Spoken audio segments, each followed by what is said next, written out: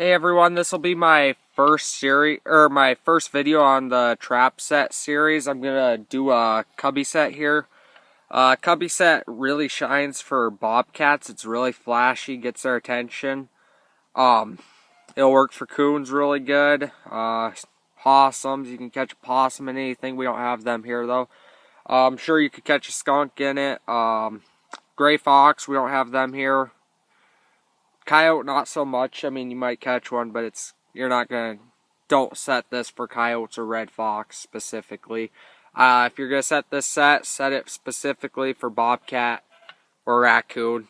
But I'm just going to try and set this, my iPod up against the bucket here, and I'm going to set it up against this tree here, just down here at the base. That's where I'll set it. And we'll get at it. But I'm just going to set you guys here against the bucket, and hopefully you can see what I'm doing. I'll show you guys as I go along here. But this is pretty basic set. First thing I'm going to do is just take and clear up some of the room here. And keep your branches close because you're going to use them. But I just want to be able to get back in here, make it so a bobcat or whatever's going to be working the set ain't scared. So you just want to get it cleared up a bit. Get any of these hanging branches out of the way so you can walk in easily. You don't need to clear it up too much because you're going to pack it back in. This is just how I do it when I set it. When I set them for coon because, well, we don't really have the numbers of bobcats where I trap. I mean, there's some around. I've seen tracks, but I don't think it's worth setting specifically for. I'm going to this year, but last year it wasn't worth my time or effort because it would have just been a trap that sat there for weeks on end and never had any action, I think. But once you get back here far enough, you just want to get it cleared out a little bit, and nothing too serious. I usually way overdo it, but I probably don't even need to clear this out. Think about it, a bobcat's what? No more than 20 inches tall, I don't think, so doesn't need to be too high, but makes it easier for me when I'm doing it, so getting back in here and stuff, So once you get that cleared out nice and it's pretty open now and all that, I can get back in there. I can work easily and whatever. But all you're going to do then is all this stuff you took off and cut off, you're just going to, let me find a good long piece here. These should work. Ideally, I would use like pine is flat, so you could stick it in sideways and get a long barricade. This is all rounded. I think it'll work though for now, but you're just gonna come back in here and stick it in, and let me get a couple going and I'll show you guys what I mean.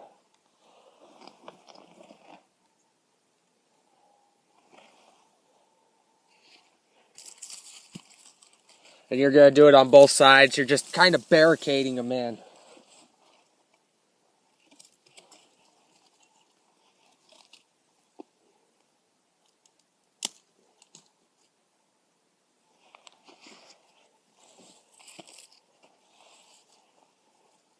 Want to make sure he's not going to come in from the sides. Just want him to have a straight run at it, and that's it. Have to come right up in here, and that's his only option.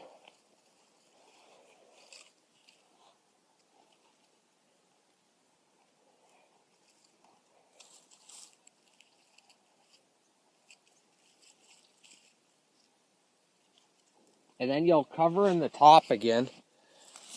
So I wish I had some longer boughs here, but like I said, it's a cedar tree, not a pine tree. You gotta walk right here and I'm gonna grab some of these long dowels.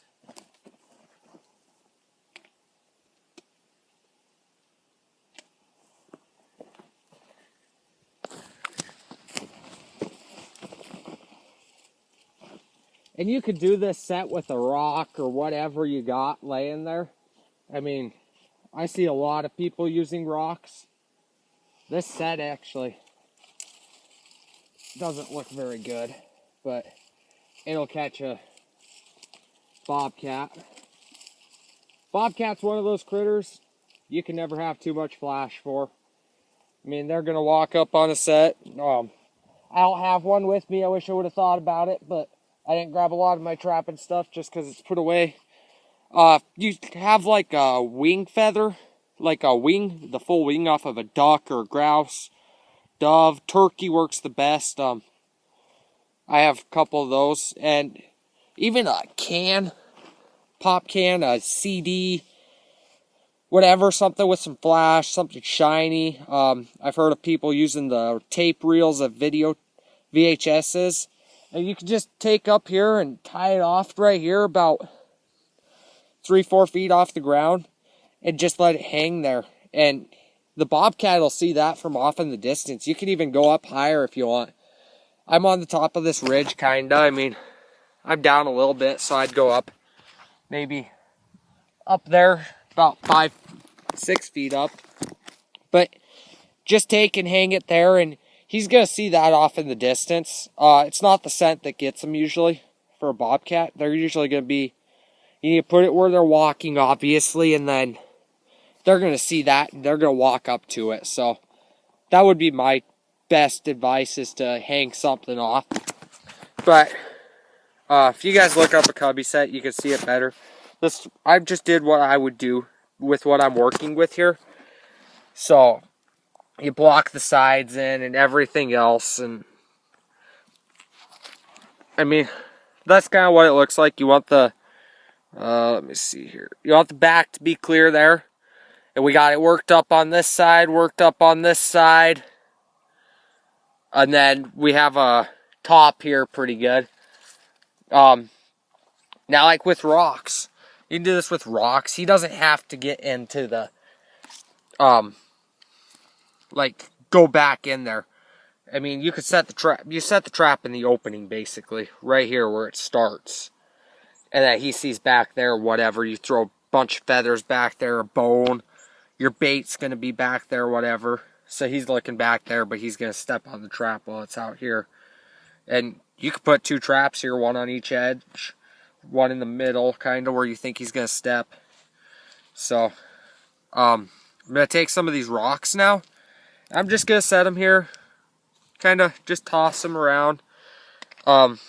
Basically, I'm making it, I want him to step right here. A little bit off-centered, about right there. So I'm just going to take some of these rocks, and there's rocks everywhere, so this doesn't look too suspicious, and maybe a stick right there, too. That'll really help. And take some of these sticks like this that are dead, and put on the other side. Just into the ground. And you just, basically a stepping guide. He won't step on these little sticks.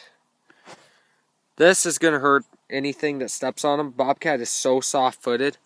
I mean, that little stick is 1.5 inches. He's not going to step on it even laying like this. That's going to hurt him. So if he's watching, he smells it, he knows something up. He's watching his ground and his footing really good. So he's not going to step on it at all. So I got that pretty good, I think, for now. Hope you guys can see that. I'm really trying here, filming by myself, so got our top, sides. I'll cover it in a little bit more maybe. But all I'm going to do now is I'm going to take my little hammer and trowel. I'm just going to dig out the trap bed.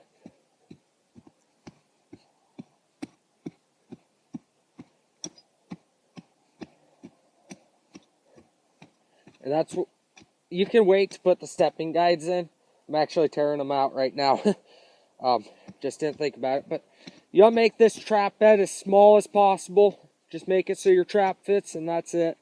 This ground's really easy. Where I trap, it's not this hard. And one thing I forgot, guys, whenever you're setting traps, wear gloves. For coon, it's not very important. If you're trapping possum or skunk, it's not too important. I wear them anyways, but scent free as possible. If I was actually trapping, I'd be sitting on a kneeling pad, or I've got some knee pad things that I just strap around my knees.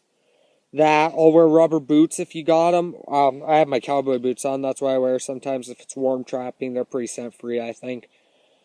I don't go too nuts, but you gotta worry about scent, especially with coyotes. And then bobcats, I don't know if it's a big deal. Like I said, I've never targeted them specifically very much, but I would be careful about it. So you got your trap bed freed up there. You're just gonna work it out and clean it up. And then you just put it in your sifter, all the dirt. Sifter you'll need later. So, and this ground underneath this tree is so worked up right now, I don't have to be super careful about getting it too bad.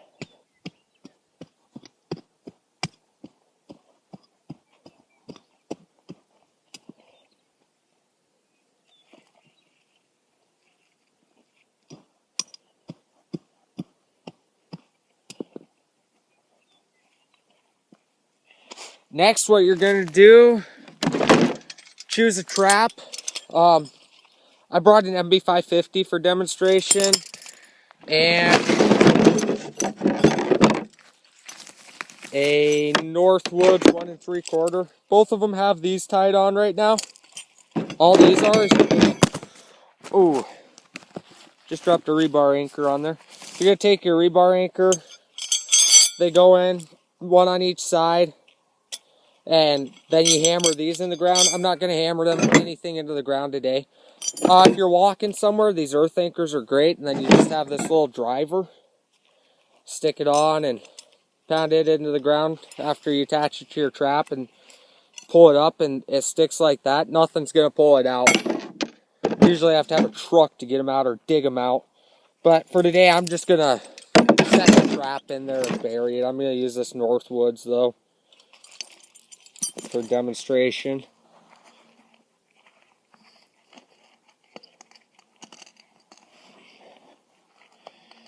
Hopefully this trap will set.